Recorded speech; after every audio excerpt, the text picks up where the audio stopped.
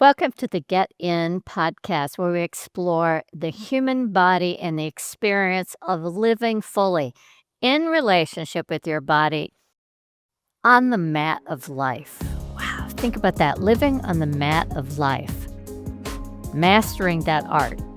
That's something that I'm really interested in.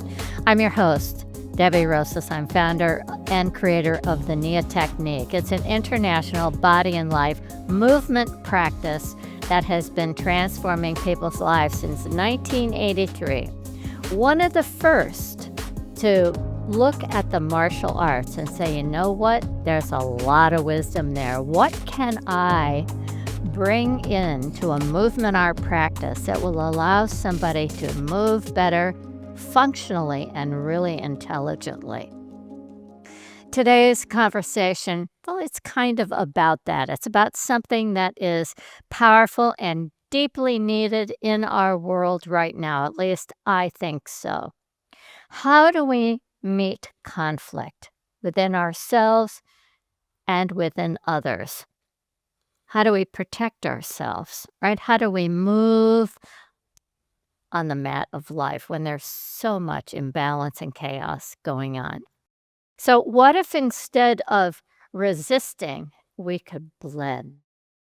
Hmm. What if instead of fighting, we could redirect that energy, right? I love that. Take that, harness that energy and redirect it. Now, in Aikido, a Japanese martial art, it's often called the art of peace. The goal is not to defeat an opponent, but to harmonize with energy, double your power in a sense. And at the same time, stay very centered, move with a sense of awareness, not just physical awareness, but also ethereal, energetic awareness, and to transform conflict into a connection. But before we begin, I want to share something personal about me. Now, Aikido is by far my favorite martial art.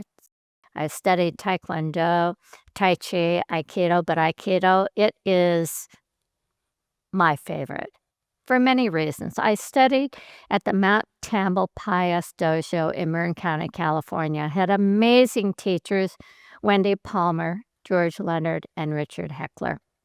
I learned that Aikido was not about defeating an opponent. It somehow caused me to stop fighting my movement as I danced. The idea of transforming conflict into harmony taught me how to approach each day with what I consider to be a martial attitude. To learn how to regulate before reacting, to align before advancing, to understand what it means to enter, and to move from center, and to lead with presence. The mat, my practice there, it gave me something that studying could not alone. And this is what I love about martial arts. It's okay, you get it conceptually. Now show me that you've embodied it. This is the on the mat work that's so important. One of the things that I've loved so much that Aikido taught me was that when tension arises, which for me it comes and goes all day long, whether it's in my body or in a relationship or in leadership, the answer is not force. The answer is integration and a great sensitivity that begins within. This philosophy has deeply influenced the creation and development of the NIA technique over 40 years. It's influenced how we move, how I teach people to move, how we dance. For me, moving and movement, it's not just dance, it's not just exercise, but it is a practice like martial arts. It's one of listening, one of blending, one of living with awareness, strength, and compassion. The practice is about listening to the voice, and I'm always interested in what voice am I listening to. In this case, I was listening to the voice of Aikido. As I studied and sensed on the mat, that voice became clearer and clearer, revealing language and words that added to meaning and revealing a purpose that was meaningful in my life. Today, we're exploring this way. We're going to look through the lens of Aikido with someone who has devoted his life path to martial arts. But before we begin, I want to just share a piece of that poetic writing, the voice of Aikido expressed through the four realms, the four sensory intelligences of being human: physical, mental, emotional, spiritual. These words emerged from my time on the mat and paying attention to the sensation, and afterwards journaling. What did the voice of Aikido say to me? So go ahead and get comfortable for a moment. And you can sit or stand. And I'm just going to ask you to close your eyes and let's become present to our body here right now. And sip the air, right? We call this smelling the moment. Just become aware of your body, your mind, your emotions, spirit. They're listening. And listen to the voice of Aikido. Body. To the physical part of you, I offer the lightness of form, supported with the energy spiral. I move all shapes and sizes of matter using the power of light and love. I'm subtle, even playful, guiding you closer or even farther with the flick of a wrist. Enter into my center and you'll discover how to see through your inner eyes, the Tanchin. I'm the wisdom within your pelvis, blending energy with form through lines, spirals, and circles. I am your grounded grace, your connection to earth, your feet moving with the swiftness of the ease of a gazelle. Feel how openness and receptivity double the power of your movement. To the mental part of you, I offer the ability to transform conflict into harmony. My attitude is one of complete acceptance, embracing what is so you may alchemically shift chaos into ease and grace. I seek resolution through love. I teach you to respond in ways that care for both you and the other. I open you to the power of surrender. To the emotional part of you, I offer permeable confidence. I teach you how to love in the presence of fear and anger. I show you how to listen, to sense what another needs, where they are going. Blended, I become your pathway into the magic of oneness where peace, harmony, and resolution emerge. I am your access to safety, born from truth in each moment. To the spirit within you, I offer play, spontaneity, and the agility of the child. I invite you into a make-believe that is real, where your inner warrior heals and loves as a way to disarm danger. I move in spirals, mysterious, fluid, alive, wrapping you in fields of love and power. Even as I take you to the ground, I care for you. I remind you that even what we fear most, it can be met with presence, with compassion, and with love. That is a voice to listen to. All right, joining me today is David Nemeroff, a lifelong martial artist, teacher, healer, and author. Great speaker, by the way. With over 5 decades of experience, he holds black belts in 13 martial disciplines. Holy cow. He's a guy you want at your back. And he's the director and chief instructor of Aikido Masters Self-Defense Academy. He's trained law enforcement, military, corporations, and worked deeply with children, including those with cancer, through his Kids Karate Project. Gotta love that. His work extends beyond martial arts into healing practices like Qigong and craniosacral therapy. So he really understands what does it mean to bridge body, mind, emotions, and spirit. He brings a rare integration, I think, of discipline, compassion, and wisdom on the mat experience, in life experience, perfect blend. So today we're here to explore how Aikido is, it's not just something you practice, but something you live. So let's get into it. David, I'm honored to have you here.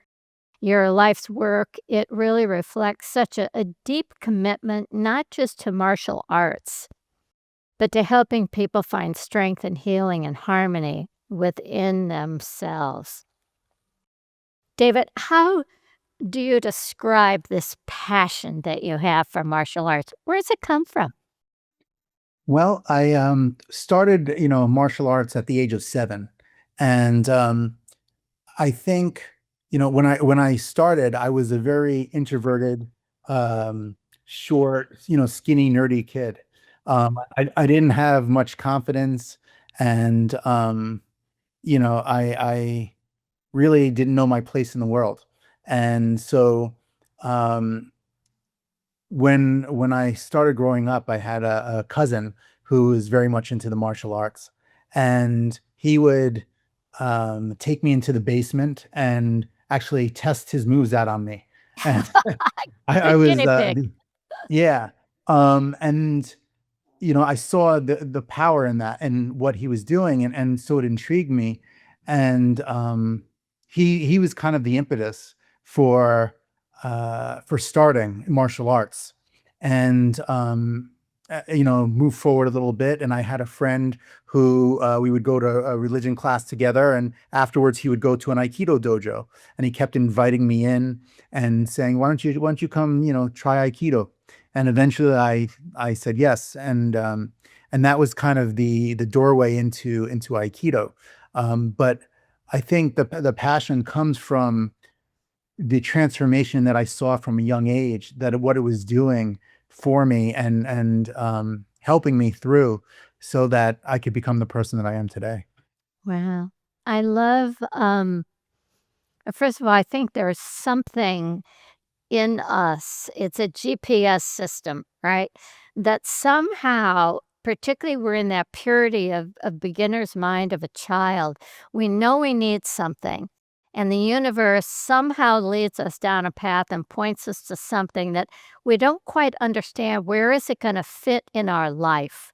But looking back, you can see how, wow, what a great nudge of the universe to put you in the basement to become a guinea pig, to really set you off on a life's path.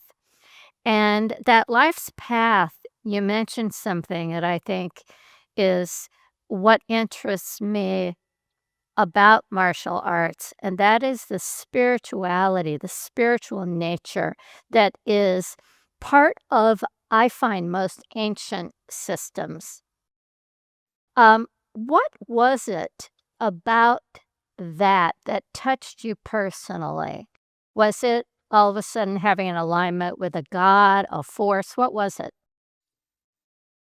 Well, as you said, the universe guides, and I felt like when I started to really understand Aikido, and I would say that I'm still learning about Aikido and what it Right. is to be, a practitioner, and to make it part of you. But I think that um, that when you can tune into that, when you can really tap into that and trust that the universe is there to guide you, then that becomes a very powerful thing. And so, that spiritual side, as a young kid, you get a taste of it, but you don't really understand until you evolve and go through the process, you know. And so um, I think that the um, the idea that you can connect with something greater than yourself I think that to me is pretty amazing about Aikido.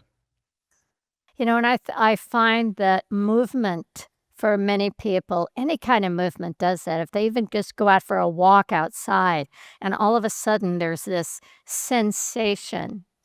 Um, Aikido as a practice, and I'm picking on Aikido because I love it so much, but we could talk about so many different martial arts, but Aikido, that helps us shift from reacting unconsciously to living with awareness, and how important that is in today's world, particularly when our nervous systems are so triggered by news, by sounds. I think everybody has some level of PTSD nowadays just because of the world.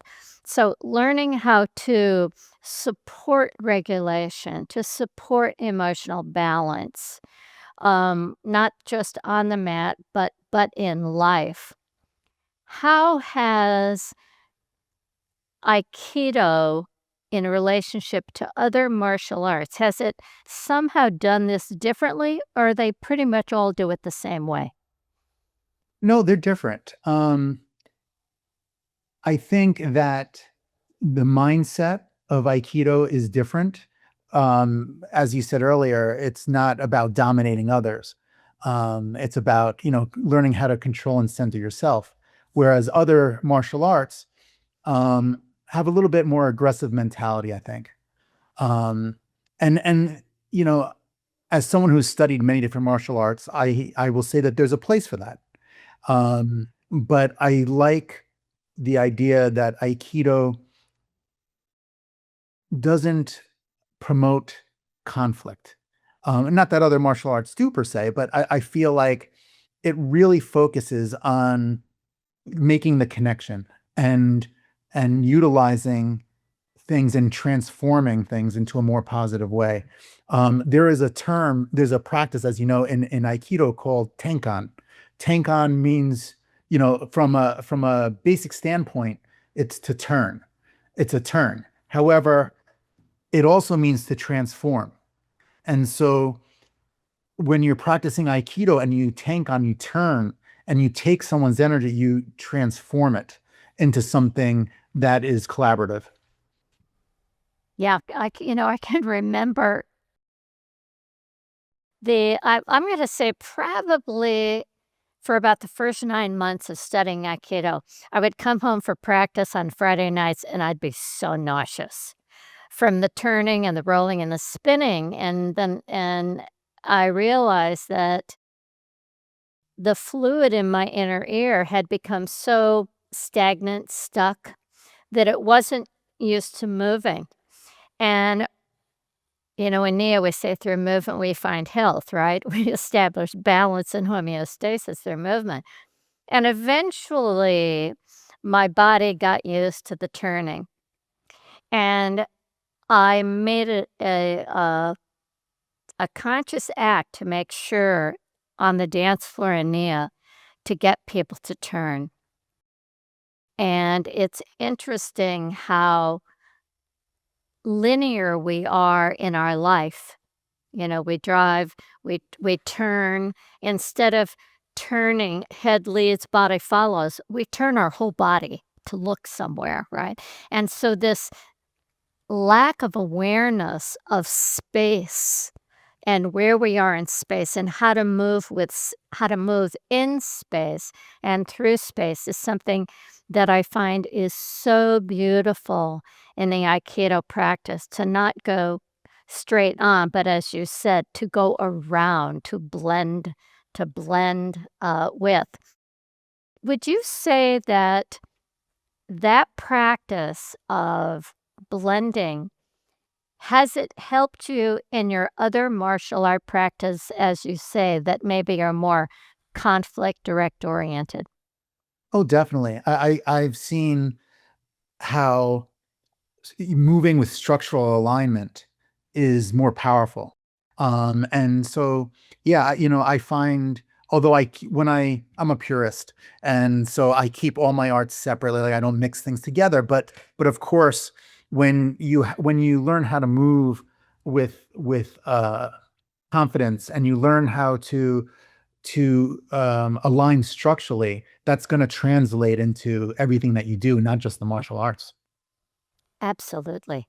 Yeah, I can I can remember well, actually, not don't remember, I still when I stir something now, I always feel like, "Oh, I'm doing a," you know, whipping whipped cream or whatever it is. It's that constant circulation and recycling. The I think what attracted me, uh, to Aikido was what I call a feminine quality, not just yang. I felt like Taekwondo required a lot of yang energy. But when I entered into Aikido, I realized that these sacred twins, this balance of yin and yang, I started to develop a much greater sensitivity. And the challenge was for me to stay soft and not tighten as a way to enter. Mhm. And so the art of peace, or the idea of peace, expanded dramatically. What does that mean to you, the art of peace? Well, I think that, first it's a mindset in how you approach life. People, and you see this like in stores and on Facebook, and how people they attack, attack, attack, attack, attack. Yeah, But what are they accomplishing? They're really just creating more conflict, and the result is just more anger. And so I think, part of the art of peace is learning how to harmonize as a society and work, because the more we work together, like the more powerful result we get, right? I yeah, mean, um, and so, and I see this. I know we were talking about the art of peace, but this will relate, in personal relationships. I look back at my older relationships compared to my current one. One thing that I said, how can I apply Aikido more in this current relationship? And we all go and we have arguments and debates and things, that's we're human, right? But what we forget is that we're not enemies. We're a team, and we can find a place that we come together. And you may have one issue, and I might have another perspective on it. But what if we take our perspectives and work together to find a middle ground? That's Aikido, and it creates a happier relationship. And so I think that we're not on this planet to fight. We're on this planet to find joy and to experience, positive things in this world. And um, so Aikido is a physical representation of that. It's a vehicle to, I think, train your body to understand that on a spiritual level. yeah. That's worth fighting for, absolutely. The idea of peace, as an energy, as a spiritual, concept to achieve, as a peace as an embodied practice. Peace is a way to help us respond to stress, um, rather than be triggered by, rather than just dig into the tension, right? But to become more fluid, more resilient, um, to create space to see another perspective and welcome the other perspective. But you say, so you've used the word, enemy.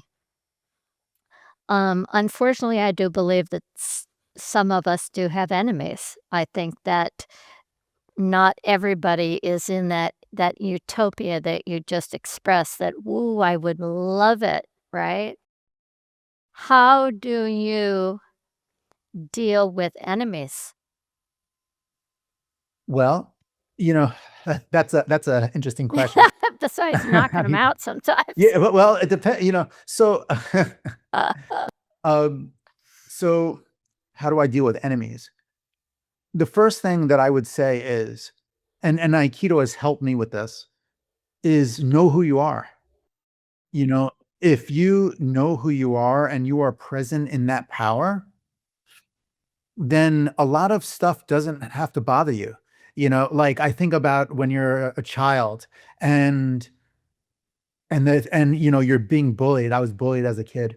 And kids call you names and things, and the first reaction is, "Oh my God," like you get all upset. But what if you said thank you? Like, you're ugly. Okay, thank you. Like when you're in your own energy, when you yeah, know who you are, people say all sorts of things, but you don't have to let it affect you.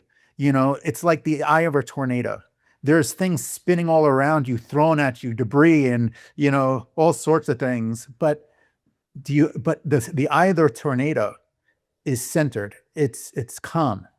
And so, if it's just a verbal enemy, they feed off of your negativity, your fear.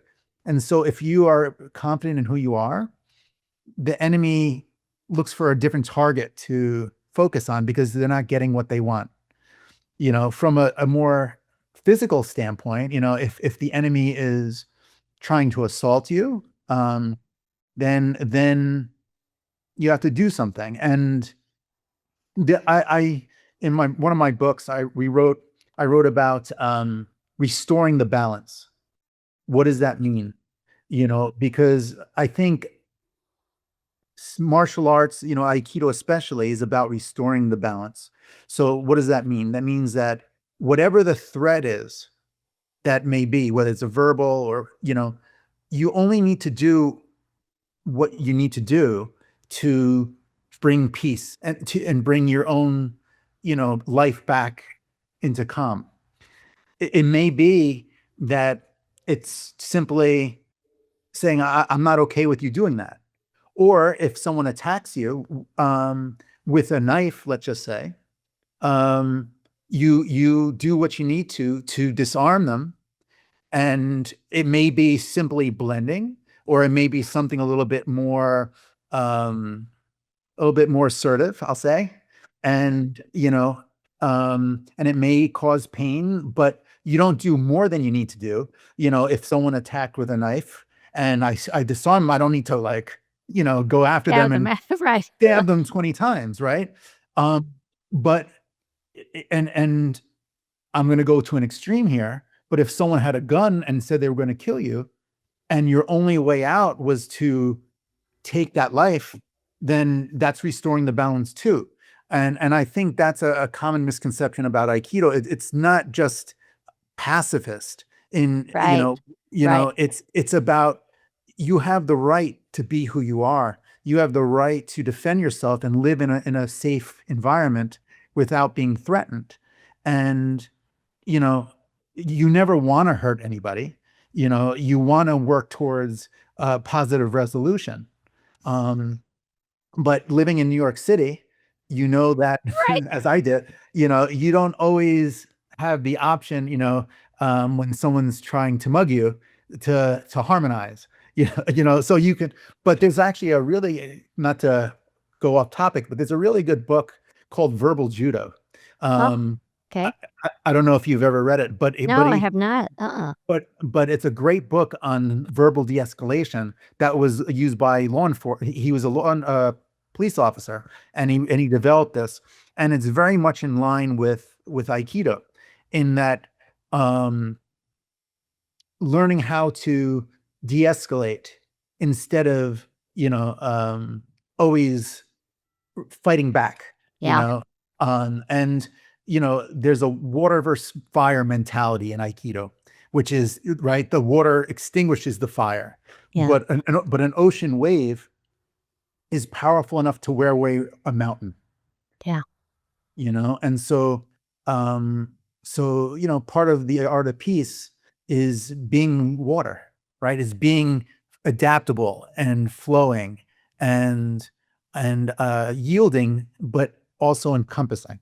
Yeah, be like water, right?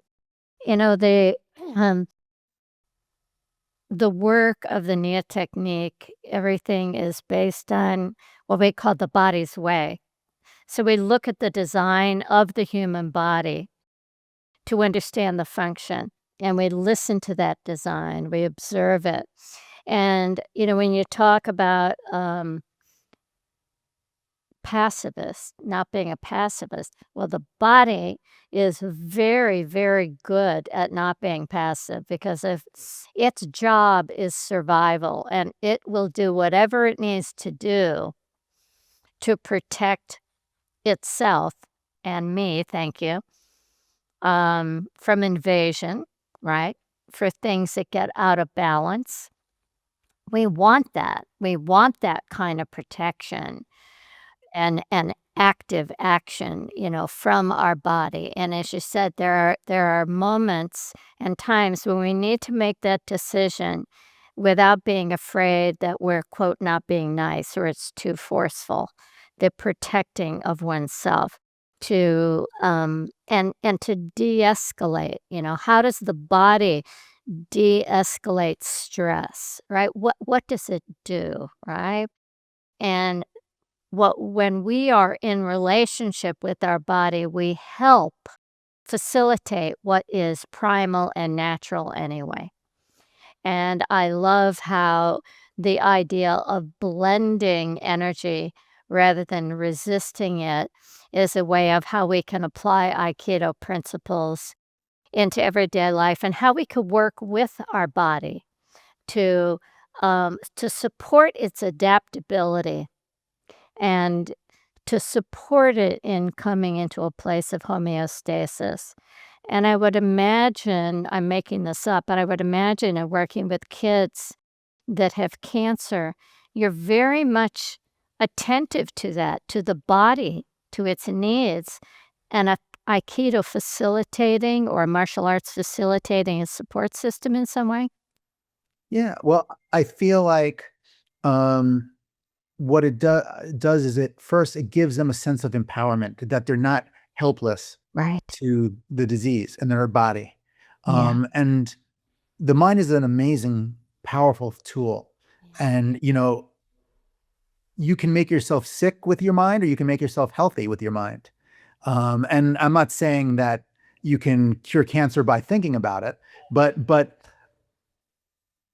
there is your the way that you think, what you think, how you think, the positive, whether it's you coming to life with a positive attitude or a negative one, that really makes a difference. We do kinesthetic testing where, as a test, you hold your arm out Right. and, The and bendable then you, arm, you, right? you Unbendable resist, arm. right? And then, but what we found is that when you think positive thoughts, it's harder to push the arm down. Right. When you think negative thoughts, it drops very easily. And Yeah. people can't believe how thought can weaken your body or strengthen it. And so, when I was working with the kids, um, we tried to get them thinking in a positive way. And, it was less about, you know, combat and it was more about, how can they draw strength from what they do and who they are. And, what I think the martial arts, did that for them. I think it really, it made it visceral. I think. I think it made it visceral that they could see the progress and they could feel it. Um, and I think that's one of the things that makes martial arts so great. I think it's a gateway for people to feel in their body that spiritual side. I think that um, when people can feel it in their body, it becomes more real. Yeah. You Yeah, know. absolutely. Yeah. It's that lived experience that then, and you talked about, feeling personally empowered, right? We have this incredible body that is genius, that has so much power and potential. and to be able to start to tap into it and to do something and go, "Oh my god, I did that. I threw that person." Yeah. I um, I can remember the first time I threw this guy, God, I must have been like 300 pounds, and I'm like 100 pounds.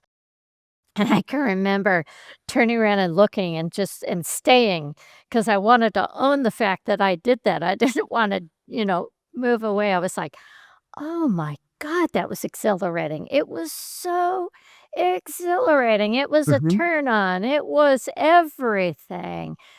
I felt like Wonder Woman for a brief moment, right? Sure. And yes, that is healing to be able to meet that person that's inside the body, particularly when we're in the process of struggle and wondering, "Can we do this? Can I get through this?" It's a wonderful gift that you give, to children, I have no doubt. Um, do you have a particular moment in life? Let's start with the danger one, because I have one I'll tell you about, where you had trained in Aikido and your body reacted in a way where you went, "Holy cow, that saved me," or "It saved someone." Wow. There's a lot of different instances where that's happened. It's not just for myself, but for my students as well. Um, but yeah,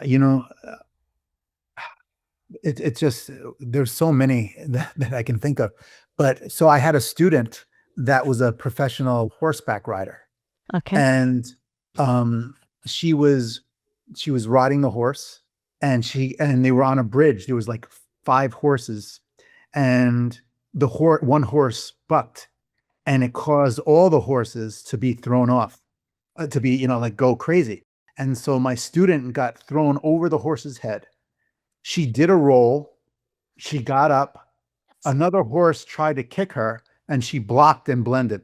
And so that was one instance where everyone else had broken bones and everything, and she was the only one that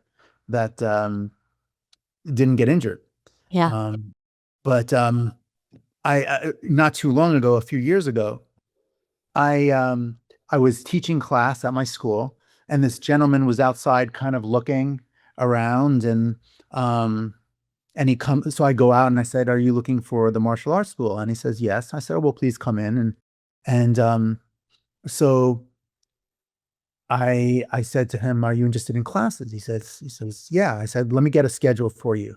And he goes to put his hand out like he's going to shake my hand. Well, he grabs it and tries to throw me into the glass window. And and I wasn't expecting it at Of all. course Like, not. you don't think Yeah. that some guy's gonna, No. right? So I just remember before I realized my hand was holding him pinned to the wall. I was in a stance, and I first I said to myself, I said, "I'm okay." And then I looked to see if he was in an aggressive posture or if he was like a more passive. And he was in a passive posture. And I said, then I knew I had it under control. I looked at my stance. I said, "Oh, look, I'm in a good stance," and I'm going through all this while this guy's trying to hurt me. But and then I had a choice. Could do I go further, or do I stop? And I said, I restored the balance. And so I said to him, I said, "Listen, I'm going to let you up, but I suggest you don't do anything." And I suggest, yeah. I said, "Because, I could put you in the hospital." And so he slowly backed up, and he was a little strange. He said to me, "I thought that's what you do." I said, "Are you crazy for doing that to a martial arts instructor in his own school?" And he Wow. said, "I thought you do that in jujitsu." And I just kind of looked at him and, kind of like, "Really?" And then he said, "Do you think I should go?" And I said, "I think that's probably a good idea." Yeah. Great. you know, so things like that happen to me all the time. People try and test me, and and then in life, I used to do energetic little games. I used to drive from New York City. I used to take a bus up into Oneonta. I had a girlfriend up there, and it was like a 3 hour drive on the bus. And so I said, I wonder how powerful is energy work when people don't know what and they're not aware. Yeah. So what I would do, and I did this repeatedly, is I'd look out the bus window and I'd have a smile on my face, just relax, and I'd say, I don't want you to sit next to me. I don't want you to be near me. I don't want to be your friend. And I would put that energy out. Yep. And do you know that people would rather stand in the back of the bus and then sit next to me? I was the second seat back. That's where I Yeah. would sit, second from the front.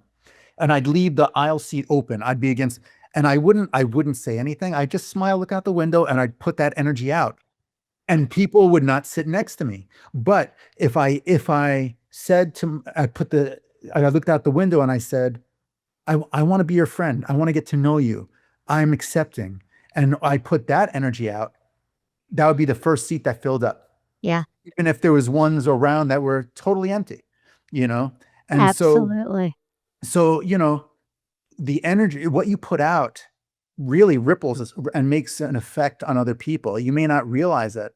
You may, but other people might not realize it. Yeah. That just your thought is like, it's like a radio signal. People can tune into that, and so, there's so many different ways that Aikido can be applied to the real world. The buzzword they use is, being mindful, right? And we talk about, directing your attention. Where is my attention? Energy follows attention. And what kind of attention? What kind of energy, right? What do you want to create? What's the end result that you want to create? And it is so powerful to realize that your thought is as powerful as your hand, right? It's an action, and it is affecting the field. It's affecting the energy field, including the people around you. That's a great story. Um, I had one where I was leaving the nail salon. I had just gotten a pedicure. So I can't say I was very aware of anything other than my toes when I was walking out of the salon. And I had my shoulder bag, right? But I'm looking down, which is not a good idea to be doing when you walk out on the street. I'm looking down at my toes, and I feel this person come behind me and hit me with full force. But instead of falling down, I spun. I spun around, and as I turned and I looked, I got like into a horse stance and made this huge noise.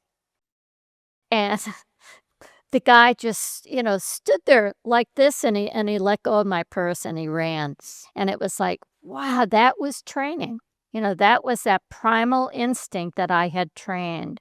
And then another one, which was when I go back and I look at the space, it's like, I can't believe I actually did that and I didn't get hurt. It was 5 concrete steps down to a concrete platform, and it was raining. I had my computer on my arm, and I was gonna go down and look in this store, so I'm, like, again, not quite paying attention, and I started to slip, and I threw myself forward over the 5 steps, kinda like how you just leap to roll, right? And then rolled and held my computer the whole time. And the woman comes out of the store. I mean, if I had thought that I had to do that, there's no way I would have done it. There's absolutely no way. So that training, that primal instinctual training that martial arts gives to us, that Aikido gives to us, is so incredible at enhancing our capacity to respond to dangerous situations, jumping out of the way, or, whatever it may be.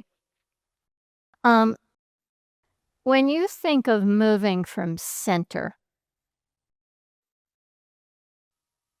what comes to mind? Where does your attention go when you say, "Okay, I'm gonna move from center?"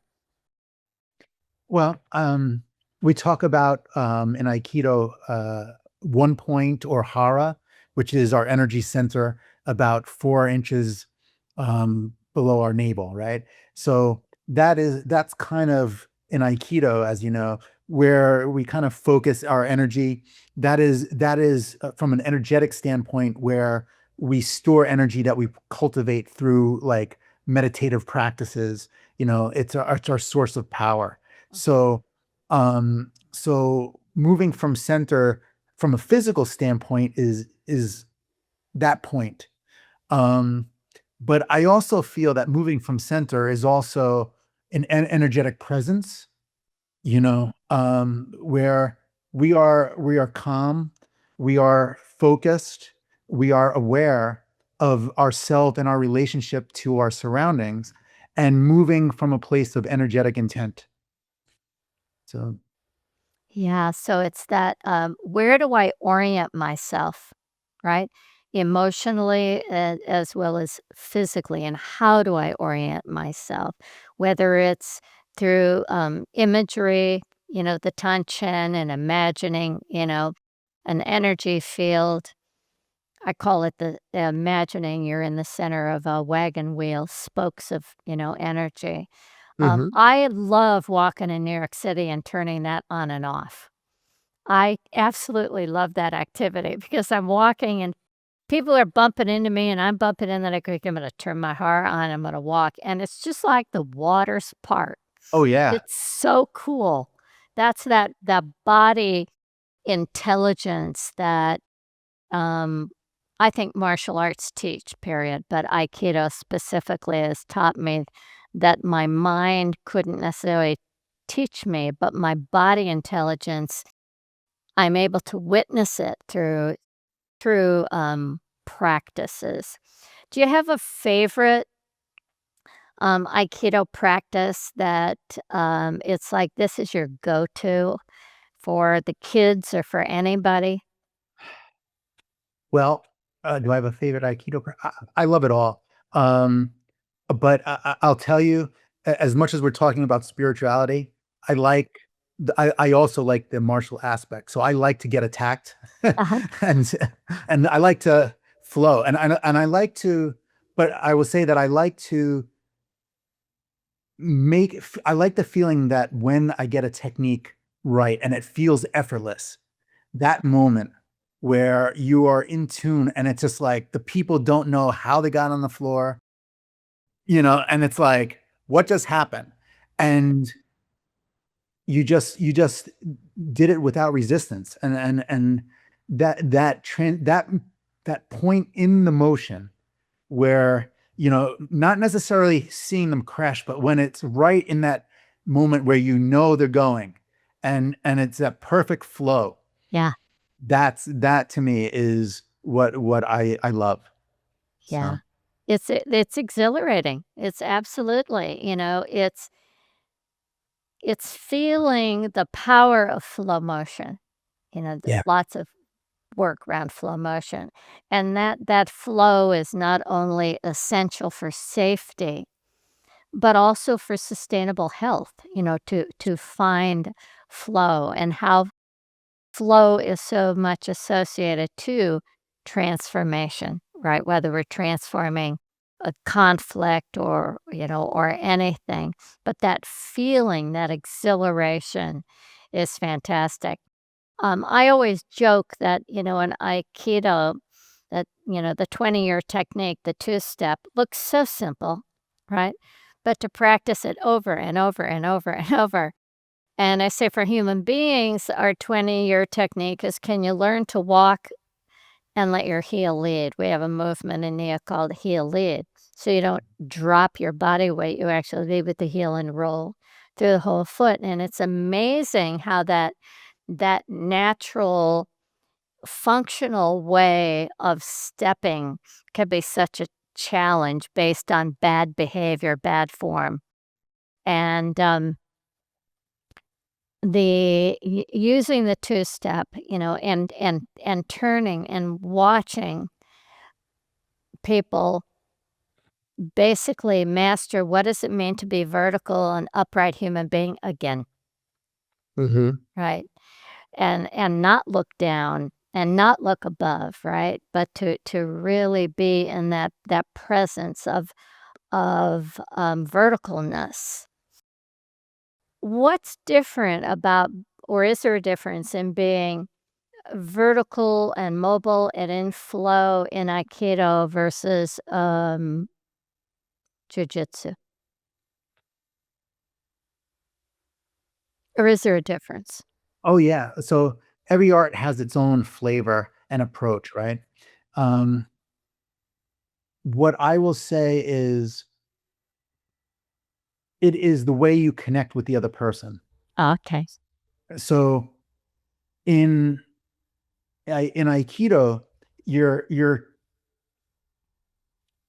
taking momentum and transforming, redirecting. Whereas in Jujutsu, at least this is my interpretation, you know, Ju means gentle. So first, Ju in Jujutsu so the art has to be subtle. Okay, now when you do Jujutsu properly, it doesn't look subtle when you see what happens to the person, but there's a subtlety there. There's an efficiency, which happens not from spinning, but from uprooting. Aha. That's it's a breaking of the connection of earth, in order to throw someone. It's about detecting kazushi. What kazushi in Japanese literally means to destroy one's balance, but it is learning how to feel imbalances in people's posture, Mhm. and that back and forth. So that's kind of the difference. When I try and explain questions like this, I say, describe to me the flavor of a mango. You have to experience it. Yeah. Yeah. And so the same with the martial arts. I can talk to you about all these different arts, but you need to experience. But I'll go back to saying that, um, there in Aikido, not only are you taking momentum, but you are the center of the circle. You are they are orbiting around you. It's a three-dimensional model Right. where, whereas I think jujutsu, Japanese jujutsu, um, is about detecting and breaking the balance of the other person through, um, a push and a pull.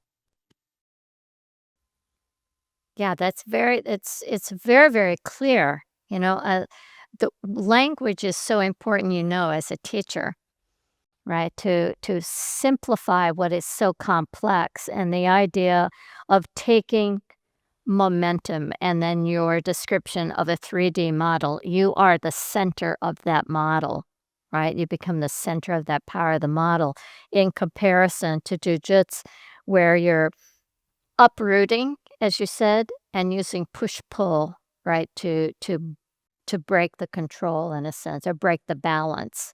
It's beautiful, beautiful description.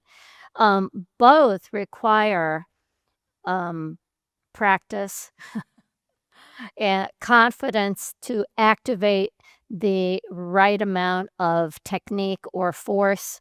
Both require that balance of yin and yang, a sensitivity to what is needed, right? What is needed in that moment. And that, to me, that's where I always feel the pressure of the practice. It's like, oh, have I practiced enough that my body can respond without me having to think about it? And how do you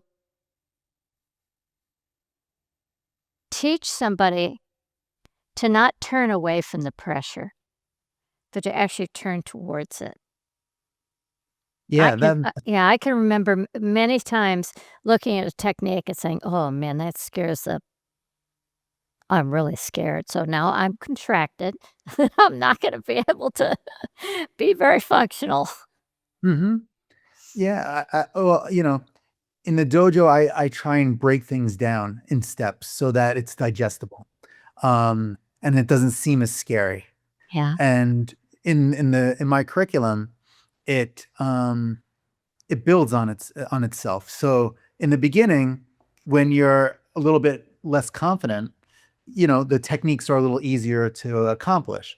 And then as you progress, you get that sense of security, and you're like, okay, I did that. Maybe I can do this. Right. And so I'm not, I don't throw my students to the proverbial wolves right from the get-go and have them do something that I know could cause injury. Um, but I guess through showing them that they can accomplish things that they didn't think that they can do, they get the um they get the ability to do more, and then they want to test their limits a little bit more, you know. Yeah. Yeah, I can remember, just the idea of you're gonna train yourself to throw yourself, you're gonna train yourself to right? I'm like, "What?" Yeah. Uh, but being of service to the technique, being of service to the practice, training my body to be responsive is a way to protect it. It's a healthy choice, right?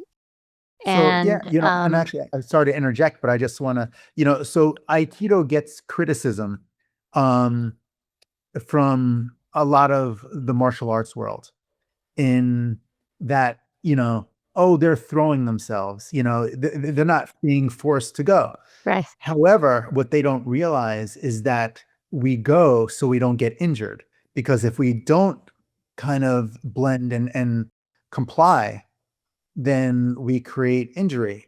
And isn't that a metaphor for life? If we, you know, if we resist always, we never accomplish what we need to. We create tension, and we create a slowing of the process. And so, yeah, so It yeah, doesn't take a lot of force, I always think about that when I watch how they take the dominoes and they create this beautiful thing, and they get it all set, right? All the work that goes into that, and it doesn't take much to No. start the momentum, as you say, the momentum, right? To Mhm. create the movement. How much force does it really take? Um, on the dance floor, one of the things that was unique 40 years ago, I can imagine I said to the fitness world, "We're gonna take off our shoes so we can sense the ground." And, that was inspired when I was invited to a taekwondo dojo, in the sense I said, "Okay, take your shoes off." And I remember stepping on the mat and going, "What is that?" It was like the first time I had sensed my body in relationship to the space, or meeting earth and meeting gravity, gravity meeting me. It was such a it was probably like that 7-year-old when you're down and like, whoop, right? I got that kind of blast. And it made such sense to me that if we want to begin to sense where our body is in space, we gain access to the nerve endings in the soles of our feet. And then it was like, well, then what about the rest of our body and the nerve endings, the awareness of our body and where we are in space? It's something that's not taught. no, And I was thinking about it when somebody says, "Oh, I can't parallel park," and I bet, well, I it makes sense because I've watched the way they move. It's like, yeah, I'm sure you can't. And yet, moving in our body should be something that they teach in school. And so much of the martial arts and Aikido, if I had my way, everybody would all schools would have some sort of a martial art practice to respect the power, as you said, of thought and of our body. When you think about discipline and you think about spirit and you think about integration and you've trained in so many martial arts, is there do you have, like, a top 10 list that goes beyond a technique from some of your favorite martial arts? Like, maybe it is momentum with Aikido, maybe it is uprooting, with jujitsu. So when you like a top 10 list of what? Yeah, of like, what this martial art taught me to go beyond technique was from Aikido, I got this, from jujitsu, I got from yeah. Okay. Yeah. So I think from Aikido, I got um movement, learning how to move and being spatially aware, as well as learning how to feel the give and take of physical connection. Um, from jujitsu, I definitely learned how to uproot and um, feel how slight structural shifts can create profound weakness or strength. Um, from my Kempo training, I think learning how to move forward and enter in the sense of in the midst of, I don't want to say fear, but in the midst of danger, because so in Kempo, when someone strikes at you, the natural instinct for people is to retreat. But how do you, when a fist is coming at you, how do you move into that? It's a very unnatural sensation. And Absolutely. so, you know, and then from that, it taught me to, when there's conflict or when there is a challenge, how to lean into it and overcome it instead of shy away from it. Um, from my samurai sword training, it's being in the moment, it's being present right now, not thinking about what happened in my day before or about, getting injured in the future. It's about in this moment, there's only the now. Yeah. And so how do I live here?